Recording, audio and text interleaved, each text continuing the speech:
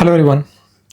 Today's topic which we are going to discuss is about capacity. Capacity in terms of money and how do we distribute those expenses and how do we understand where do we need to spend certain amount of money and where do we don't. So let's begin. The first point I would like to discuss is about need versus greed. For us to understand our capacity, I think this is very important. That is need versus greed. We need to understand what is a need and what is a greed. Now let's cover up what is a need. There are two kinds of needs. One is basic need, which I can also say as a primary need, which is of course everyone knows that is food, cloth, and shelter. Those are our primary needs. And the other I would say is secondary needs. That, in other words, what I would say is as called as comfortable need.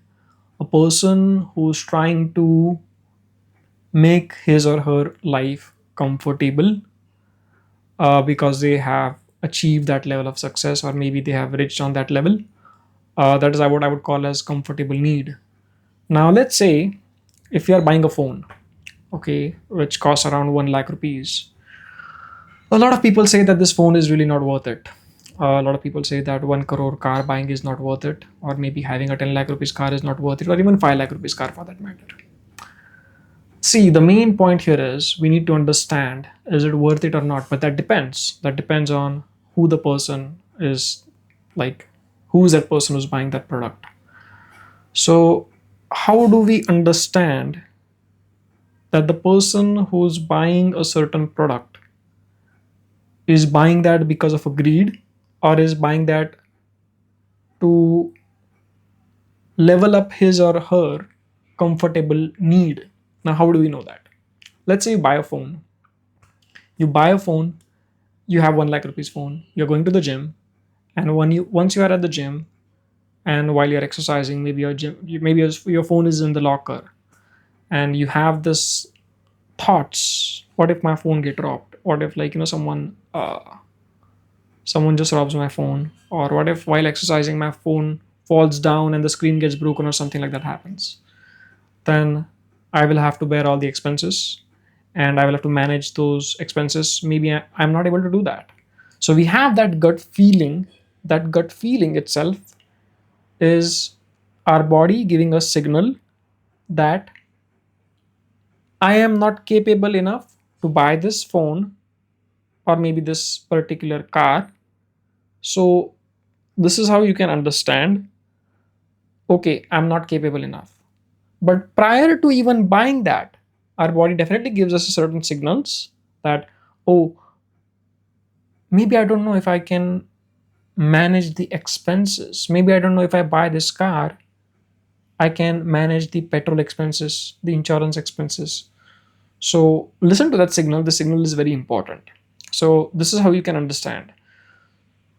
So you know now if you have bought a product, you know now was it because of a greed or was it because of a comfortable need.